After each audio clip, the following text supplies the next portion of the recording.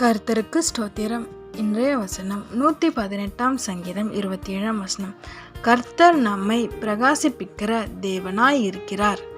118 சங்கீதம் 27 வசனம். கர்த்தர் நம்மை பிரகாசிப்பிக்கிற தேவனாய் இருக்கிறார். இங்கே வசனம் ரொம்ப அழகாக சொல்லுது. கர்த்தர் நம்மளை பிரகாசிக்கிற தேவனாக இருக்கிறார். ஆமென். விசுவாசிக்கிறீங்களா? நீங்கள் நினைக்கிறீங்க, நான் ஏசப்பாக்காக ஒரு காலத்தில் நல்லா வாழ்ந்துட்டு இருந்தேன், அவருக்கு என்னை அர்ப்பணித்து அவரோட ஊழியம் செய்யறதுக்காக நல்லா நான் வாழ்ந்துட்டு இருந்தேன், ஆவிக்குரிய வாழ்க்கையில் இருந்தேன், அவர் மேலே இருந்த அன்பு அதிகமாக இருந்தது,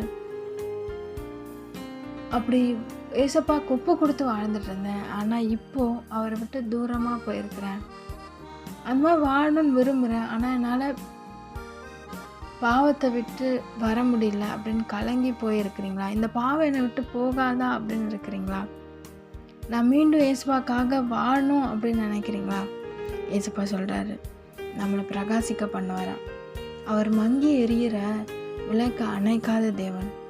அவர் இன்னும் அதிகமாக நம்மளை எரிய பண்ணுவார், நம்மளை பிரகாசிக்க பண்ணுவார். வேதத்தில் ஒரு வசனம் இருக்குது, நம்ம ஒளியின் பிள்ளைகளாம், நம்ம அவரோட பிள்ளைங்க. மெய்யான ஒளி அவர் தான், நம்ம அவரோட பிள்ளைங்க. நம்மளை அவர் பிரகாசிக்க பண்ணுவார். ஆமென்.